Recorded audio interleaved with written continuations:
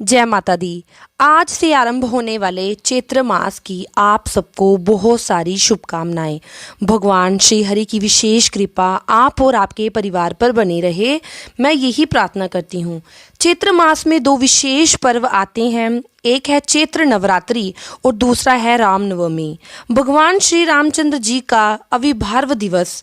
तो इसलिए आज से हम आरंभ करने जा रहे हैं चैत्र मास की विशेष कथा श्रृंखला। इस बार की जो हमारी कथा रहेगी वो ज़्यादा भावपूर्ण रहेगी। उसमें संवेदना है, वेदना है, पराक्रम है, सामर्थ्य है और सबसे ज़्यादा करुणा भरी हुई है। जी हाँ, ये कथा इस बार हम शुरू करने जा रहे हैं भगवान श्री रामचंद्र जी के जीवन चरित्र पर आधारित रामायण की, श्रीमद् वाल्मीकि ऋषि द्वारा रचित।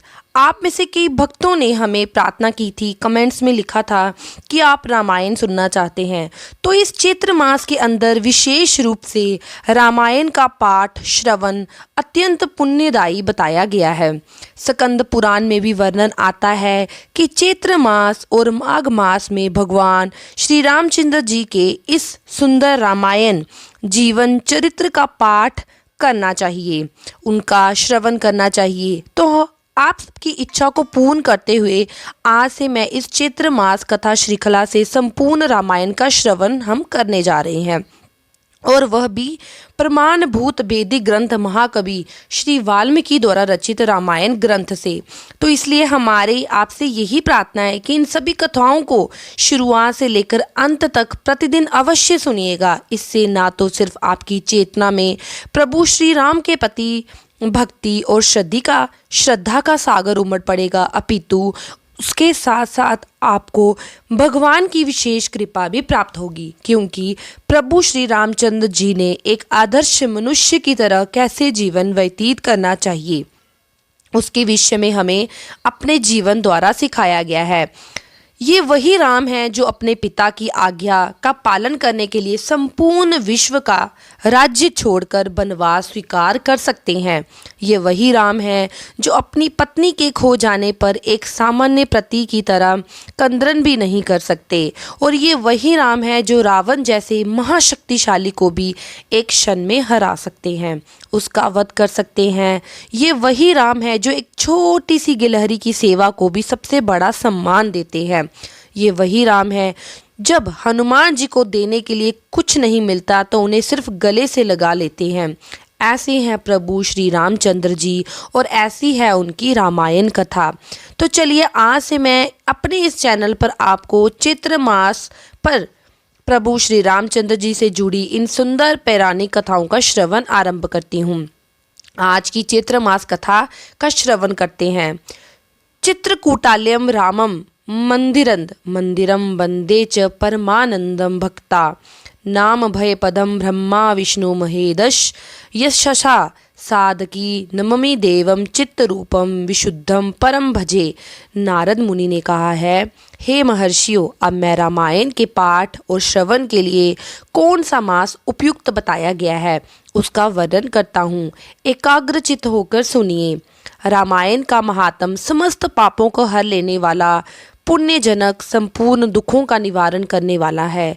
वो ब्राह्मण, क्षत्रिय, वैश्य, शूद्र और स्त्री इन सबको समस्त मनोवांछित फल प्रदान करने वाला है। उससे सभी प्रकार के व्रतों का फल प्राप्त होता है। वह दुस्वप्न का नाशक, धन की प्राप्ति कराने वाला, भोग तथा मोक्ष रूप फल देने वाला है। इसलिए इस महात्म को अवश्य श्रवण करना चाहिए। इसी विषय में विज्ञ पुरुष एक प्राचीन इतिहास का उदाहरण देते हैं। वह इतिहास अपने पाठकों और श्रोताओं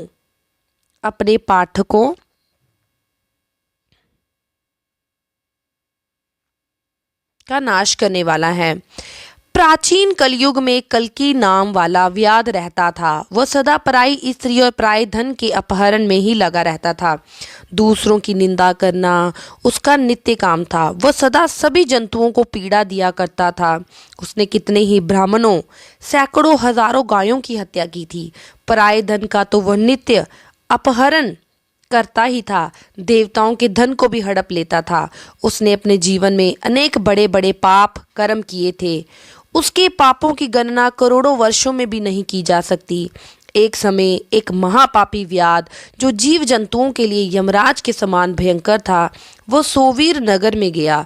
वह नगर सब प्रकार के वैभव से संपन्न, वस्त्र आभूषणों से विभूषित, युवतियों द्वारा सुशोभित, स्वच्छ जल वाले सरोवरों से अलंकृत और भांति भांति की दुकानों से सुसज्जित था। देवनगर के समान उसकी शोभा हो रही थी। व्याध उस नगर में गया। सवीर नगर के उपवन में भगवान केशव का बड़ा सुंदर मंदिर था, जो कि सोने के अनेक अनेक कलशों से ढका हुआ था। उसे देखकर व्याध को बड़ी प्रसन्नता हुई और उसने निर्णय कर लिया कि मैं यहाँ से सारा सोना चुरा कर ले जाऊंगा। इस प्रकार निर्णय करके वह चोरी पर ध्यान केंद्रित करके रहने वाला व्याध श्री राम जी के मंदिर में गया। वहां उसने शांत, वेदता और भगवान की आराधना में तत्पर उत्तक मुनि का दर्शन किया, जो कि तपस्या की निधि के समान थे। वह अकेले रहते थे। उनके हृदय में सबके प्रति दया भरी हुई थी। वे सब ओर से निष्प्रह थे। उनके मन में केवल भगवान के ध्यान का ही लोभ बना रहता था। उन्हें वहां उपस्थित देखकर व्याध ने उनको चोरी में विघ्न डालने वाला समझा। तत्पश्चात जब आधी रात हो गई, तब वह देवता संबंधी द्रव्य समूह लेकर वो व्याध वहां से चला गया। उस मदोन्मत्त व्याध से उत्तक मुनि की छाती को अपने एक पैर से दबाकर हाथ से उनका गला पकड़ लिया और फिर तलवार उठाकर उन्हें मार डालने का प्रयास किया। उस समय उत्तक मुनि ने देखा कि व्याध मुझे मारने का प्रयास कर रहा है। उन्होंने इस प्रकार कहा। उत्तक ऋषि ने कहा, ओ भले मानुष, तुम व्याध ही मुझे मारना चाहते हो। मैं तो सर्वदा निरपराध हूँ। हे लुबद्धक, बताओ तो सही, मैंने तुम्हारा क्या अपराध किया है? संसार में लोग अपराधी को ही प्रयत्न पूर्वक हिंसा करते हैं। हे सौम्य, हे सज्जन, सामान्य नीर अपराध की व्यर्थ हिंसा नहीं करते हैं। शांत चित्त साधु पुरुष अपने विरोधी और मूर्ख मनुष्यों में भी सद्गुणों की स्थिति देखकर उनके साथ विरोध नहीं रखते। जो मनुष्य बार बार दूसरों की गाली सुनकर भी क्षमाशील बना रहता है, वो उत्तम कहलाता है। उसे भगवान विष्णु का अत्यंत प्रियजन समझना चाहिए। दूसरों के हित साधन में लगे रहने वाले साधुजन किसी के द्वारा अपने विनाश का समय उपस्थित होने पर भी उसके साथ वैर नहीं करते। चंदन का वृक्ष अपने को काटने पर भी कुठार की दार को सुवासित ही करता है। अहो विधाता बड़ा बलवान है। वह लोगों को अनेक प्रकार से कष्ट देता रहता है। जो सब प्रकार के संग से रहित है, उसे भी दुरात्मा मनुष्य सताया करते हैं। दुष्ट जन इस संसार में बहुत सारे जीवों को बिना किसी अपराध के ही पीड़ा देते हैं। मल्ला मछलियों के, चुगलखोर सज्जनों के, व्यर्थ मिगों के इस जगत में अकारण वैरी होते हैं। अरे माया कितनी बड़ी प्रबल है, ये संपूर्ण जगत को मोह में डाल देती है। स्त्री, पुत्र और मित्र आदि के द्वारा सबको सब प्रकार के दुखों से संयुक्त कर देती है। मेरी माता, मेरे पिता, मेरी पत्नी, मेरे पुत्र और मेरा यह घर बार, इस प्रकार ममता व्यर्थ ही प्राणियों को कष्ट देती रहती है। मनुष्य जब तक कमाकर धन देता है, तभी तक लोग उसके भाई बंधु बने रहते हैं और उसके कमाए हुए धन को सारे बंधु बांधव सदा भोगते रहते हैं। लेकिन मूर्ख मनुष्य अपने किए हुए पाप के फल रूप को और उस दुख को स्वयं अकेला ही भोगता है। जब उत्तक मुनि इस प्रकार कह रहे थे, तो उनकी बातों पर विचार करके कल्की नामक व्याध भय से व्याकुल हो गया। हाथ जोड़कर बारंबार कहने लगा, हे प्रभु, मेरा अपराध क्षमा कीजिए। उन महात्मा के संग के प्रभाव से और भगवान का सानिध्य मिल जाने से उस लुब्धक के सारे पाप नष्ट हो गए और उसने मन में निश्चय ही बड़ा पश्चाताप होने लगा। उसने ब्राह्मण से कहा, हे विप्रवर, मैंने जीवन में बहुत से बड़े बड़े पाप किए हैं, लेकिन वे सब आपके दर्शन मात्र से नष्ट हो गए। हे प्रभु, मेरी बुद्धि सदा पाप में ही डूबी रहती थी। मैंने निरंतर बड़े बड़े पापों का आचरण किया था। उनसे मेरा उद्धार किस प्रकार होगा? मैं किसकी शरण में जाऊं? पूर्व जन्म के किए हुए पापों के फल से मुझे व्याध होना पड़ा है। यहाँ भी मैंने पापों से ही जाल बटोरे हैं। यह पाप करके मैं किस गति को प्राप्त होऊंगा। महामना कलिकी की ऐसी बात सुनकर ब्रह्मर्षि उत्तक इस प्रकार कहते हैं, हे महात्मे व्यास, तुम धन्य हो, धन्य हो। तुम्हारी बुद्धि बड़ी निर्मल और उज्जवल है, क्योंकि तुम संसार संबंधी दुखों के नाश का उपाय जानना चाहते हो। अब ध्यान से सुनो। चैत्र मास के शुक्ल पक्ष में तुम्हें भक्ति भाव से आदर पूर्वक रामायण की नवा कथा सुननी चाहिए। उसके श्रवण मात्र से मनुष्य समस्त पापों से छुटकारा पा जाता है। उस समय कलिक व्याध के सारे पाप नष्ट हो गए और वह रामायण की कथा सुनकर तत्काल मृत्यु को प्राप्त हो गया। व्याध को धरती पर पड़ा हुआ देखकर दयालु उतनी बड़े विस्मित हुए। फिर उन्होंने भगवान कमलापति का स्तवन किया।